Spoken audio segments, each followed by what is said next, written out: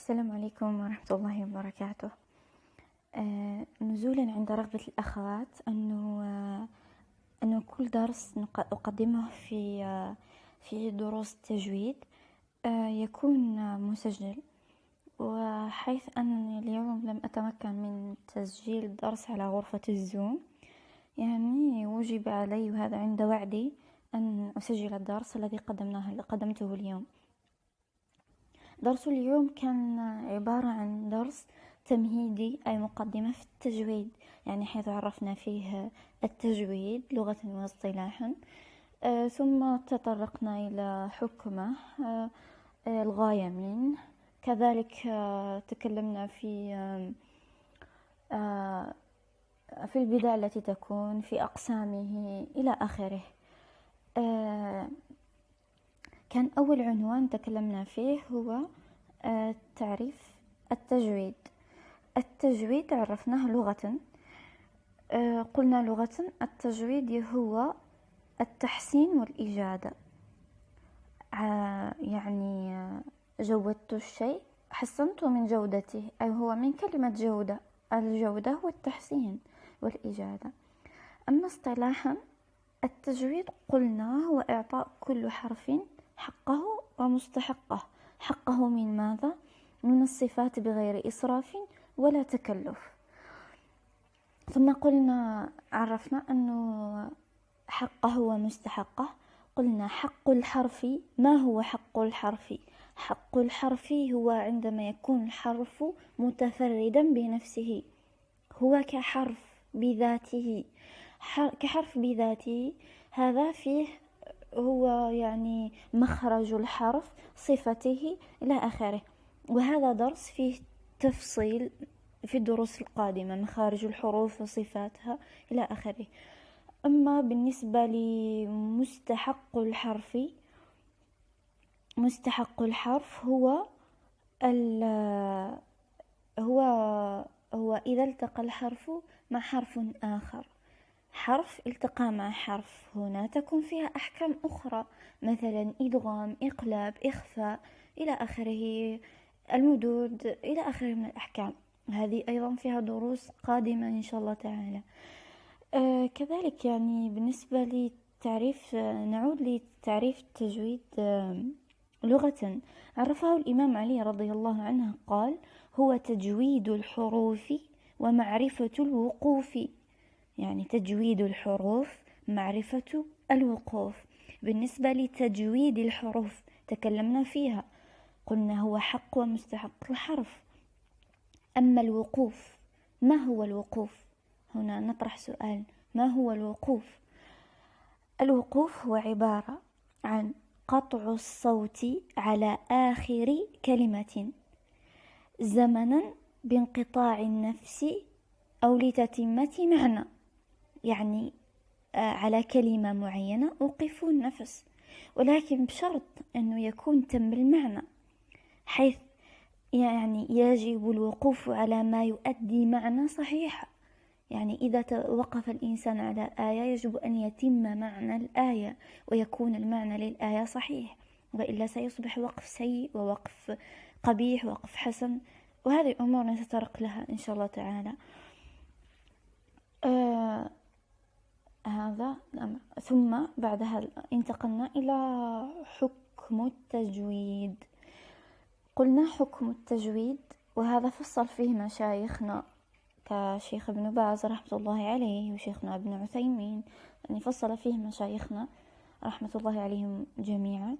يعني خلاصة ما تطرقوا إليه، يعني قالوا هو فرض كفاية على المسلمين، أي يعني أنه إذا قام به بعضهم سقط على الباقين. هذا العلم النظري للتجويد هو فرض كفاية على المسلمين. أما التطبيق هو فرض عين على كل مسلم ومسلمة من المكلفين عند تلاوة القرآن. اتفقناها هنا. قلنا أن التجويد النظري معرفته نظريا أي يعني معرفة أن هذا إدغام، إخفاء، إقلاب إلى آخره.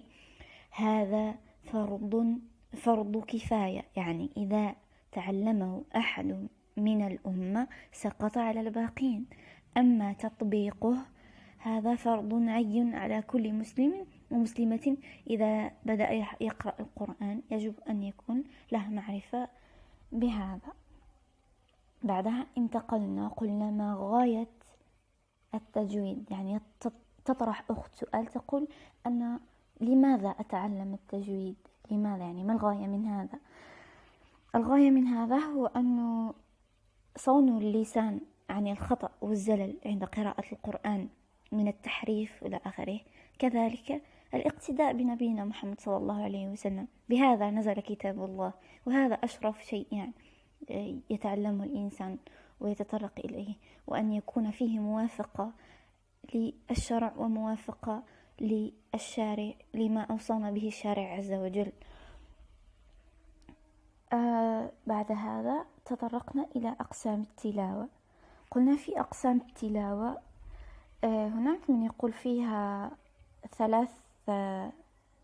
ثلاث أقسام كلها جائزة، وهناك من يقول بأنه فيها 4 أقسام، بحيث أنه القسم الأول هو التحقيق. القسم الأول هو التحقيق. التحقيق هو يعني عبارة عن، يعني بمعنى مختصر، هو إعطاء يعني كل حرف حقه ومستحقه. حقه في ماذا؟ حقه من إشباع ومد وإتمام الحركة واعتماد الإظهار والتشديدات وبيان الحروف وتفكيكها من غير إفراط. يعني يقرأ القارئ بتأني بتمهل، يعطي لكل حرف حقه مستحقه. إذا جاء مد يمده، جاء تشديد يشدده، جاء يعني من صفات الحرف صفير غير ذلك يعطيه صفير، يعني بتمهل من دون تكلف ومن دون إفراط في هذا الأمر. ثم تأتي الدرجة الأخرى تحت التحقيق، وهي درجة الترتيل، وهناك من يدمج درجة التحقيق والترتيل معا، ولكن هناك من يقول أنه فيهما اختلاف بين التحقيق والترتيل. الترتيل هو القراءة بتمهل واطمئنان، أي أن القارئ يقرأ بتمهل واطمئنان أيضا، ويعطي الحروف حقها من المخارج والصفات ومستحقها من المدود والغنات، وهو الذي نزل به القرآن، أن ورتل القرآن ترتيلا.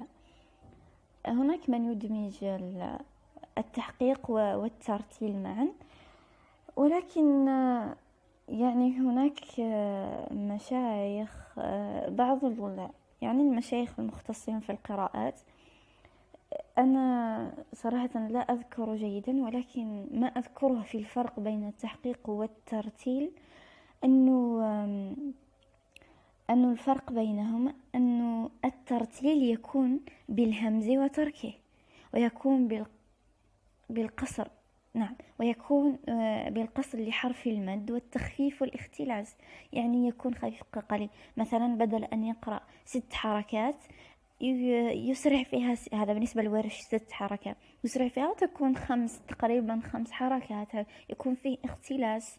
هذا الترتيل. أما التحقيق عكس هذا، يكون بتأني وإعطاء، يعني بدقة 6 حركات في تجديد، كل هذا بدون إفراط لا إفراط ولا تفريط. هذا الأمر أتمنى يعني يكون أمر مفهوم. ثم بعد هذا الدرجة الثالثة، وهي درجة الحضر. الحضر هو سرعة القراءة، يعني يسرع القارئ في قراءته، لكن بشرط مع ملاحظة الأحكام، فلا يقصر المدود إلى درجة خلو بالتلاوة. يعني المدود يعني لا قرأ المد، يعني تكون 6 حركات تكون 5 حركات 4 حركات، يعني لا يخل بالمد، لا يأتي بها حركتين ويصبح كأنه مد طبيعي، يعني درجة لا تخل بالتلاوة. وهنا على القارئ أن يحافظ على الغنات بلا إفراط ولا تفريط. الغناء حركتين يأتي بها حركتين. وبعد هذا قلنا الدرجة الأولى هي التحقيق، بعدها الترتيل، بعدها الحذر. الدرجة الرابعة هي التدوير. التدوير هو عبارة يعني عن قراءة متوسطة تكون بين الترتيل والحذر. يعني هنا تكون فيها بشرط أيضا يعني مع تدبر المعاني، مراعاة الوقوف والابتداء، بحيث الوقوف والابتداء يعني هما حلية الطالب وزينته. يعني إذا عرف الطالب كيف أين يتوقف وأين من أي مكان يبتدئ، هنا حلاوة التلاوة. يعني هذه الأقسام الأربع في أقسام التجويد. بعد هذا تطرقنا إلى، يعني أنا أعتذر على المماطلة في الكلام لأنني لا أستند على كتب ومراجع، أنا فقط أتذكر ما درست بعض التعريفات التي أحفظها وهكذا. يعني أحب أن أختصر في الكلام، ولكن الله المستعان. بعد هذا تطرقنا إلى اللحن في القراءة. اللحن في القراءة، نعم. لما قلنا اللحن في القراءة، هناك من يرى كلمة لحن وكأنها ترطيب أو تطريب أو شيء هكذا، لكن لا، اللحن في التلاوة هو ارتكاب الخطأ في التلاوة.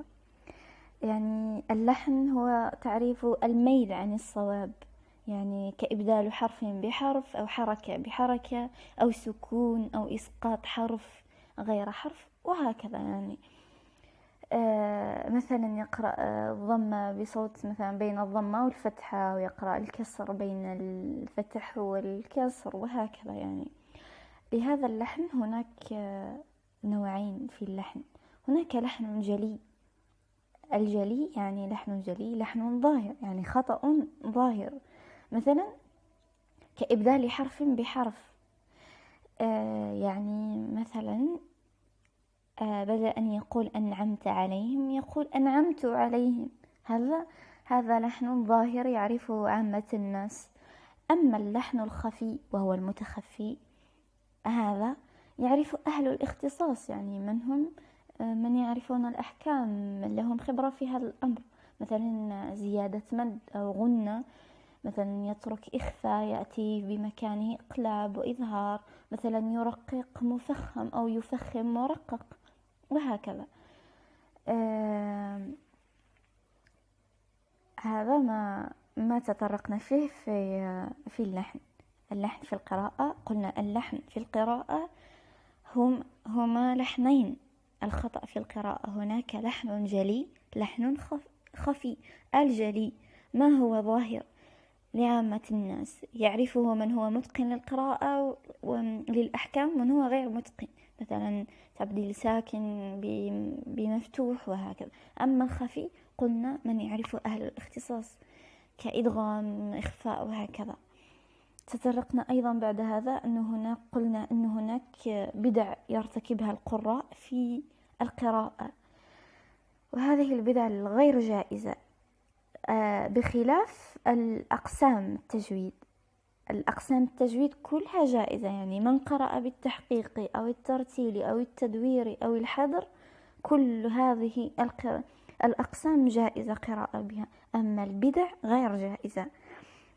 مثلا هناك من يقرأ بالترعيد، يعني لما تسمعه من بعيد تظن أنه مصاب بزكام أو نزلة برد، يعني يرعد الصوت كأنه يرتعد من البرد، يحصل فيها ترعيد. هناك من يقرأ بالترقيص، بحيث لما تسمعه من بعيد تظن أنه يغني، ليس بقارئ. هذا يعني مثلا تظن أيضا كأنه يجري أو يهرول، يعني يجعل الترقيص في كلامه. ثالثا هناك من يقرأ بالتطريب. التطريب وهو كأنه الإنسان يتغنم بالقرآن ويترنم به. يعني يأتي مواضع فيها لا مد فيها فيمدها، وإذا كان فيها مد يزيد المد على حسب النغمة والغنة التي على حسب المقامات التي يقرأ بها، وهكذا يعني. الله المستعان. وهناك من يحرف المعنى كاملا. هذا التحريف مثله مثل الأخطاء اللحون. مثلا يعني يحذف كلام في القرآن، أو يمد أشياء أخرى، وهكذا يعني يحرف القرآن كامل. مثلا يأتي موضع فيه الله، هو يقرأه الله، هذا خاطئ يعني، فيه التحريف. هذا الأمر. قلنا بدع القراءات هي كثيرة، ولكن الظاهر منها 4: الترعيد، الترقيص، التطريب، التحريف. 4 بدع في القراءة. بعد هذا غالبا تطرقنا إلى آداب التلاوة. آداب التلاوة كثيرة وفصل فيها أيضا علماءنا حفظ الله الأحياء منهم ورحم الأموات. يعني الظاهر، وأنا ما سمعته على شيخ ابن عثيمين رحمة الله عليه، قال أنه يجب أن يكون متطهرا، فيها طهارة. كذلك قال أنه يجب أن يكون يقرأ بخشوع، بتدبر، بتريث في القراءة. هناك يعني هذا ما سمعته من الشيخ ابن عثيمين رحمة الله عليه. وهناك يعني أمور كثيرة في أدب التلاوة. هناك أخت يعني قالت لي أنه نبدأ بالاستعاذة ونختم بصدق الله العظيم، أما صدق الله العظيم فهي خاطئة غير جائزة، وفيها التفصيل. سأضع الرابط لحكم قول صدق الله العظيم وقول صدق رسول الله صلى الله عليه وسلم. هذا فيه التفصيل من الشيء، وأنا أعلم أن هناك أشخاص لن يعجبهم هذا الكلام، ولكن هذه الحقيقة. أنا أعلم أنا لست شيخة عقيدة أو شيء، ولكن وجبت تعليم هذا يعني تذكير به. يعني هكذا التعوذ هناك يعني نقرأ بالتدبر. كذلك هكذا يعني هذه الأدب كثيرة جدا. نسأل الله ربنا أن يوفقنا لما فيه خير، وأن يثبتنا، وأن يرزقنا العمل بما نقول، وأن يجعل يا ربنا سبحانه قلوبنا عامرة بالقرآن، وأن ينفعنا بما علمنا ويرفعنا بما علمنا. سبحانه إنه سميع مجيب الدعاء. سبحانك اللهم وبحمدك، نشهد أن لا إله إلا أنت، نستغفرك ونتوب إليك.